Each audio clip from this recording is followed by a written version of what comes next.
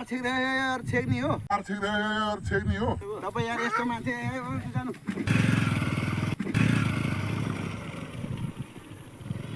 नमस्ते नमस्ते बाबु कहाँबाट आउनुभयो घुमेर आएको ए सन्चै हुन्छ घरको सबै नानी बाबु हजुर सबै सन्चै हुनुहुन्छ सन्चै छौँ बाबु ल हुन्छ शीतल बन्नु भएको छ अरू ठिकै छ बाबु ठिकै छ नि बस्नु है दिदी हस् तपाईँ भनेको टेर्नु न के रोक्ने तपाईँ किन रोक्नु भएको मलाई यहाँ बाटो कहाँ हुन्छ त्यसरी तपाईँ यार यस्तो गर्ने यार बाटोमा रोक्ने यार गर्ने होइन क्या यार बाटोमा हिँडेको मान्छेलाई यसरी रोक्ने भाइलाई जति सम्झाएर लाने आफ्नै भाइ भनेर त भने नि हेर्नु भयो भन्थ्यो जे भयो पुरै यार छेक्ने हो त्यसरी ट्राफिक त म होइन तपाईँहरूलाई लाइसेन्स पनि बोक्नु भएको छैन होला होइन तपाईँको लाइसेन्स सोध्ने मेरो मोटरसाइकल लागि हो म चाहिँ तपाईँ यार यस्तो ल्याङ नागरिक भइसकेपछि हामी जस्तो गर्न हुँदैन यस्तो होइन नागरिक न सागरी बुझ्नुभयो? तपाईँ यार यस्तो मान्छे जानु यस्तो होइन नागरिक न सागरी बुझ्नुभयो? तपाईँ यार यस्तो मान्छे जानु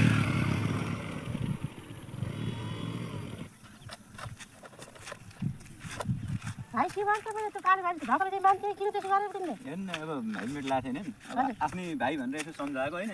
अब यस्तो गरेँ अब के गर्ने यस्तो नगरे भए पनि हुन्थ्यो अब गरिहालेँ ए म पनि यसो खेत धान हेर्न कस्तो बाबु आइथिएँ त भएर झगडा गरेर घुचाल्दै मारे त्यो काले भाइले त्यस्तो केही होइन भाइलाई अब अलि सम्झाउनु खोजेको थिएँ मैले हजुर आखिर हाम्रो काम त होइन हो नि त त्यही पनि एउटा नागरिकको हिसाबले चाहिँ यस्तो गर्नुहुन्न भाइ भनेको भाइले धकल दिएर अब गरिहाल्यो यस्तो नगरे भने ठिकै छ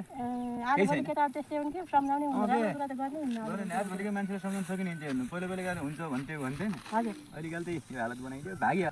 मलाई नदेखेकोले भए राम्रो हुन्थ्यो होला होइन र